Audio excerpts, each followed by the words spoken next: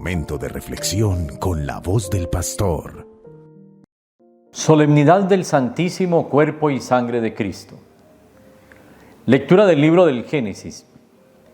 En aquellos días, Melquisedec, rey de Salem, sacerdote del Dios Altísimo, sacó pan y vino y le bendijo diciendo: Bendito sea Abraham por el Dios Altísimo, creador de cielo y tierra. Bendito sea el Dios Altísimo que te ha entregado tus enemigos. Y Abraham le dio el diezmo de todo. Palabra de Dios. Tú eres sacerdote eterno según el rito de Melquisedec. Oráculo del Señor a mi Señor, siéntate a mi derecha y haré de tus enemigos estrado de tus pies. Desde Sión extenderá el Señor el poder de tu cetro, somete en la batalla a tus enemigos.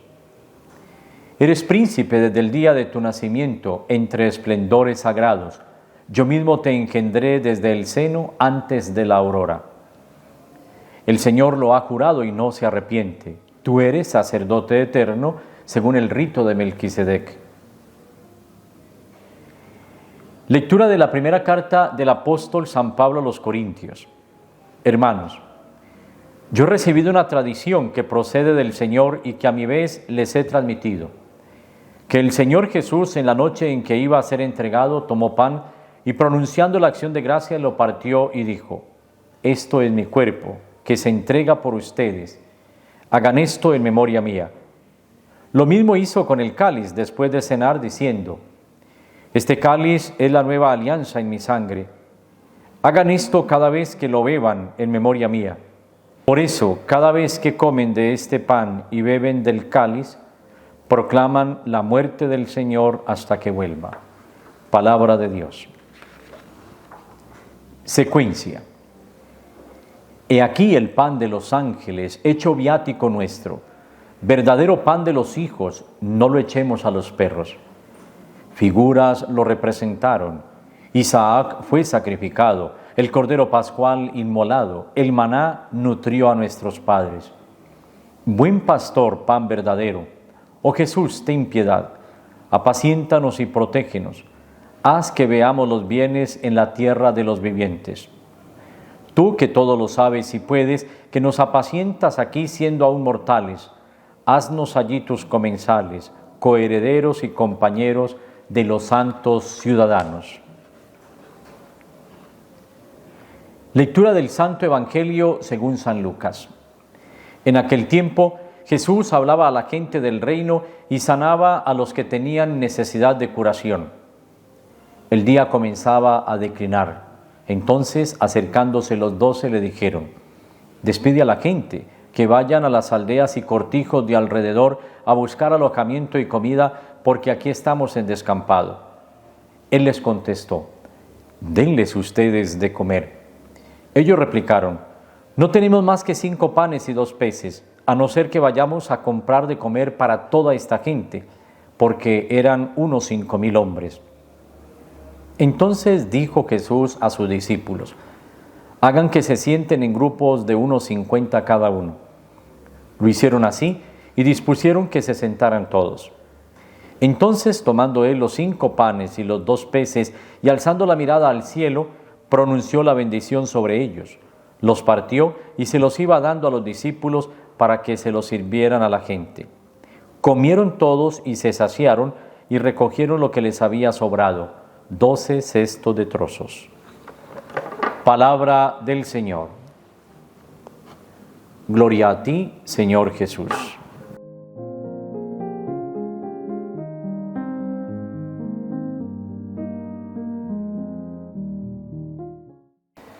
Muy queridos hermanos, estamos celebrando la solemnidad del Santísimo Cuerpo y Sangre de Cristo. Es la fiesta que conocemos con el nombre de Corpus Christi.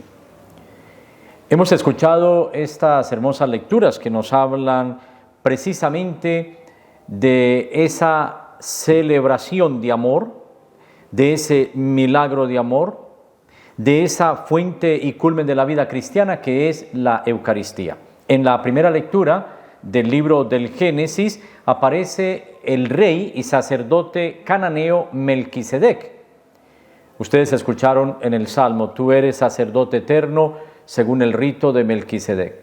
Y se dice que Melquisedec era sacerdote, porque en los pueblos cananeos era común encontrar que la figura del rey también era la figura sacerdotal. Y como sacerdote, ¿qué es lo que hace Melquisedec?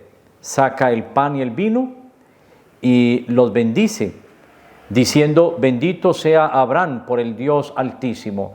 Y al final de la bendición, ¿qué es lo que hace Abraham? Presenta el diezmo de todo. Hay un reconocimiento de ese sacerdocio. Hermosamente, cuando leemos los capítulos 5 al 7 de la carta a los Hebreos, encontramos esa figura sacerdotal con todo su esplendor aplicada ¿a quién? A Jesucristo. Jesucristo, sumo y eterno sacerdote. Y podemos entender cómo en la antigüedad, en el pueblo judío, cuando se reunían para celebrar la Pascua, el jefe de familia hacía la bendición. Primero se hacía la bendición, después se partía el pan y se entregaba. Lo que vamos a ver luego en el Evangelio que hemos proclamado de San Lucas, hablando de la multiplicación de los panes. Y todo esto significa una anticipación, un preludio de lo que será el sacramento de la Eucaristía. Pues bien, a la luz de esta palabra quisiera resaltar 3 ideas. La primera idea, la Eucaristía es el milagro de amor de Dios. Eucaristía, milagro de amor. Cuando yo pienso en la Eucaristía como un milagro, pienso en ese concepto que algunos de ustedes han escuchado, transubstanciación, lo que ocurre maravillosamente en cada celebración eucarística, la presencia real. Allí sucede un milagro. En cada Eucaristía se actualiza el misterio de la cruz. Hay una dimensión sacrificial. Si bien no hay derramamiento de sangre, porque se trata de un sacrificio incruento, hay una actualización del misterio de la cruz. En cada Eucaristía se hace presente Cristo, en su cuerpo, sangre, alma y divinidad. Y lo más hermoso es que esa presencia real es todo Cristo presente en ese pan eucarístico. Y si ese pan eucarístico lo dividimos, lo fragmentamos, ahí está todo Él es todo el cuerpo, toda su sangre, el alma, la divinidad. Y si quedan partículas, por eso es tan importante tomar esas partículas y consumirlas, porque en cada partícula está presente todo Él. Y esa presencia real solo se puede entender desde la fe. Podríamos pensar en un signo, el signo del altar. En el altar sucede todo. El acto sacrificial sucede ahí en el altar. Jesucristo es sacerdote, víctima y altar. Ahora piensen ustedes en que ese altar, que es un signo de comunión, donde se celebra el banquete de la unidad, signo de reconciliación, es un faro de luz. ¿Qué es lo que hace un faro? Desde lo alto ilumina. ¿Y qué hace el altar? El altar ilumina la humanidad. Por eso cuando entramos a la Eucaristía y celebramos alrededor del altar, dándole importancia al altar como tal, entendemos que hay una conexión entre el cielo y la tierra. Desde ese altar se conecta esa realidad humana, nuestra condición humana, las verdades de nuestra fe, nuestras aspiraciones, nuestras ansias, nuestros deseos se conectan con la dimensión celestial. Hay una conexión entre el cielo y la tierra. Así que el altar es como un pedacito de cielo aquí en la tierra y está ahí en el templo, en los templos que tú visitas, ahí está el altar. Ahora entienden por qué cuando vamos a una finca, cuando vamos a un chalet, decimos mejor hagamos una bendición en vez de celebrar la Eucaristía, porque muchas veces en la misma mesa donde se colocan las botellas de aguardiente, donde se ponen las botellas de vino, donde se pone la torta, con lo que se va a celebrar un acontecimiento significativo, después se retiran todas esas cosas, se pone un mantel blanco y se celebra la Santa Misa. Y como que no hay una desconexión, como que nos puede confundir. ¿Qué fue lo que pasó aquí? Pasamos de algo profano a algo sagrado indistintamente y pensamos que se trata de una fiesta muy parecida y son dos cosas totalmente diferentes. Por eso en cada Eucaristía, al celebrar ese acontecimiento significativo del sacrificio de Cristo en la cruz, celebramos la muerte y resurrección de Cristo. Algún obispo, explicando un poco el sentido de la alabanza en la Eucaristía, decía: es que cuando brincamos, cuando bailamos, cuando gritamos y aplaudimos, realmente estamos celebrándonos a nosotros mismos. Nosotros, como latinoamericanos, expresamos nuestro ambiente festivo a través de una alabanza y una efusividad, las palmas, el bailar, el estar alegres, el sonreír, y es una manera también de expresarle ese cántico de alabanza al Señor. Por eso es un sacrificio de alabanza, es un sacrificio de amor. La Eucaristía, milagro de amor. Ahí sucede un milagro que solo se entiende desde la fe. Si no tienes fe, no vas a entender que en esa hostia redondita de color blanca, que tiene una textura lisa, en esa hostia que se deshace en tu boca, no vas a entender que ahí está presente Cristo. Pero si tienes fe, te vas a dar cuenta de algo, que al recibir el cuerpo de Cristo, Dios habita en tu corazón. ¿Te das cuenta de esa importancia? Y entonces, si Dios habita en tu corazón, luego la celebración eucarística tiene que llevarte a ti a vivir algo concreto en la sociedad. Pasar de la contemplación a la acción, pasar del sacramento a la vida y hacer de nuestra vida una Eucaristía diaria. Lo han escuchado ustedes, cómo realmente cuando Jesús se entrega a sus discípulos en la última cena, lo da todo. Y en el cuerpo y en la sangre que entrega a los discípulos, ahí está reflejado toda su misericordia y su amor. Hagan esto en memoria mía. Es que le da una orden, es un mandato: hagan esto en memoria mía. Y nosotros, ¿qué decimos en cada celebración eucarística? Cada vez que comemos de este pan y bebemos de este cáliz, anunciamos tu muerte, Señor, hasta que vuelvas. Por lo tanto, cada celebración eucarística es el anuncio de la primera venida. Y es la celebración de esa primera venida, porque Cristo ha venido, ha nacido en la pesebrera de Belén. Y luego Jesús ha formado una comunidad de discípulos, los ha enviado a predicar el Evangelio, ha muerto en la cruz y al tercer día ha resucitado. Por lo tanto, también la Eucaristía es el anuncio de la espera de la segunda venida, porque vendrá como juez de vivos y muertos para mostrarnos y revelarnos la gloria eterna del Padre. Ese es el primer mensaje: Eucaristía, milagro de amor. La segunda idea: la Eucaristía es fuente de unidad y de comunión. Es fuente de unidad y de comunión.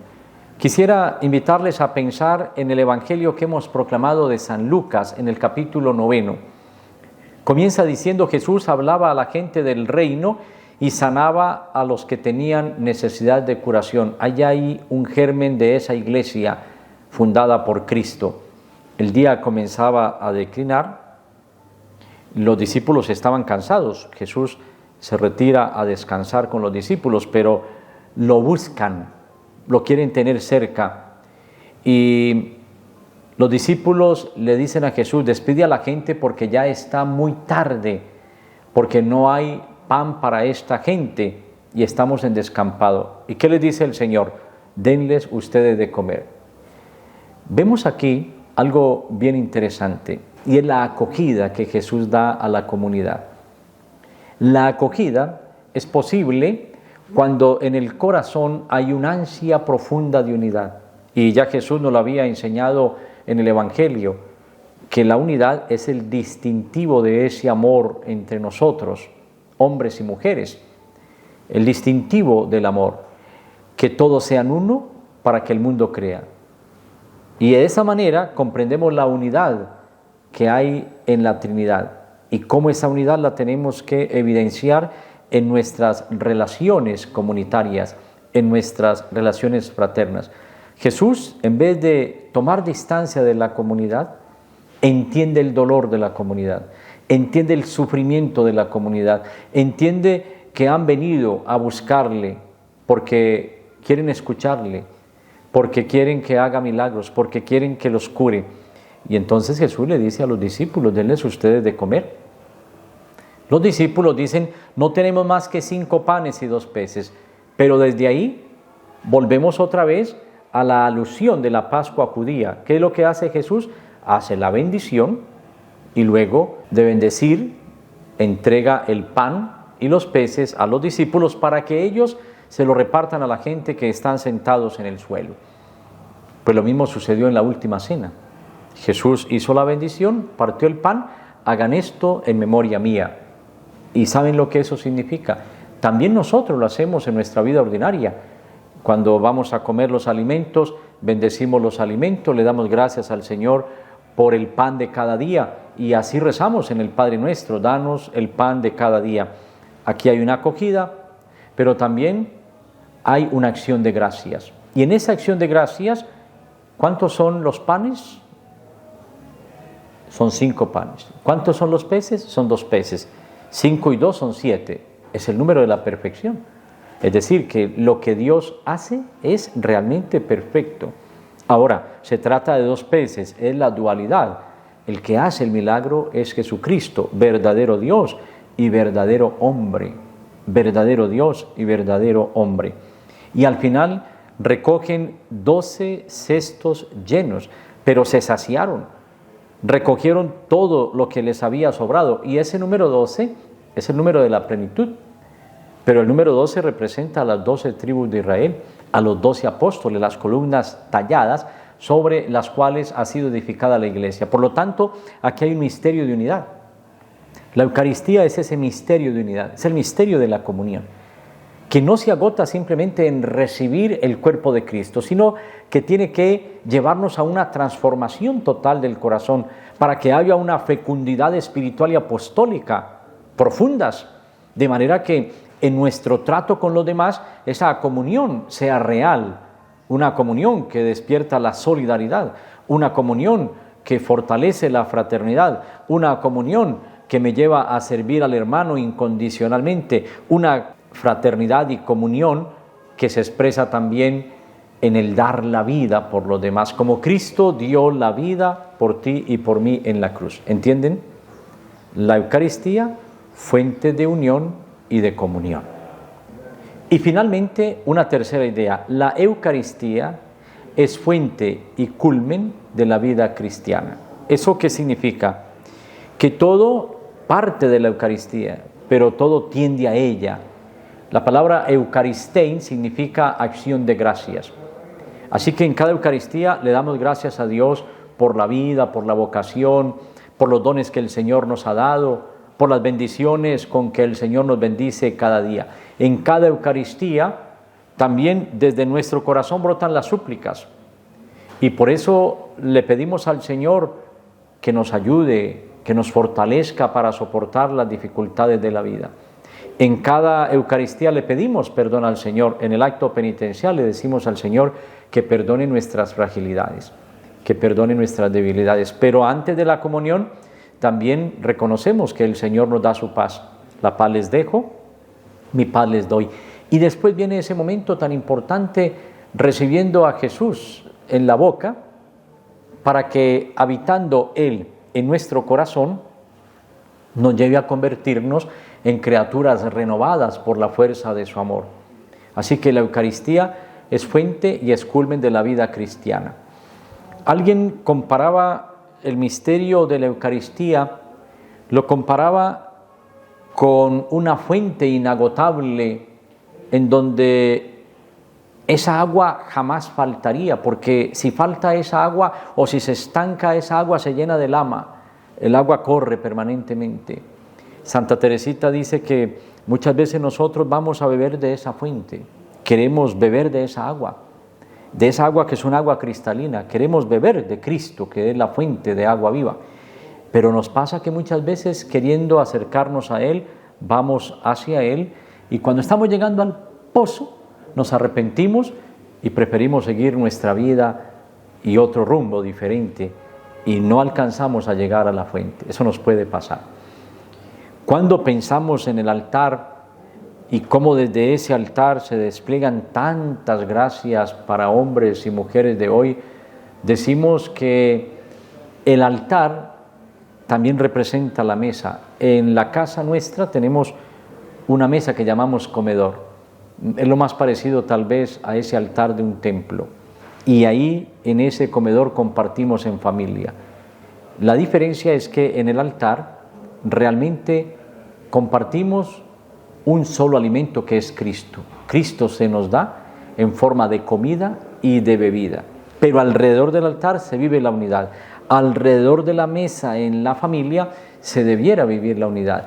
La familia está presente en la Eucaristía. La familia, por lo tanto, debe inspirarse en la Eucaristía para fortalecer los lazos de unidad y crecer en la armonía, superando las divisiones, superando los conflictos, superando las riñas. Entonces, vivir la Eucaristía es algo maravilloso. Si la Eucaristía requiere de nosotros la dimensión de fe, también podemos decir que en cada Eucaristía nace en nosotros el deseo de vivir la esperanza, comprometidos con la esperanza, como peregrinos de esperanza, por lo tanto, encontrarle sentido a la vida, ayudarle a que otros le encuentren sentido a su existencia y forjar para unos y otros el deseo de ser apóstoles de la vida. Estamos viviendo tiempos muy difíciles, queridos hermanos, y necesitamos entender que tus manos, tus pies, tus ojos, tus oídos, tu boca, tu corazón palpitante son necesarios para una nueva evangelización, en donde podamos mostrar que Jesucristo está vivo y sigue actuando en medio de la humanidad. Pues vamos a continuar viviendo este día con gran alegría y alborozo, pidiéndole a la Santísima Virgen María que también nosotros le encontremos un sentido maravilloso a la Eucaristía y que seamos capaces de hacer de nuestra vida una Eucaristía diaria. Que el Señor los bendiga hoy y siempre, en el nombre del Padre, y del Hijo, y del Espíritu Santo. Amén. Hola amigos, para más información, te invitamos a suscribirte a nuestro canal Spey TV en YouTube. Lo anterior fue una producción del Centro de Comunicaciones San Francisco de Sales.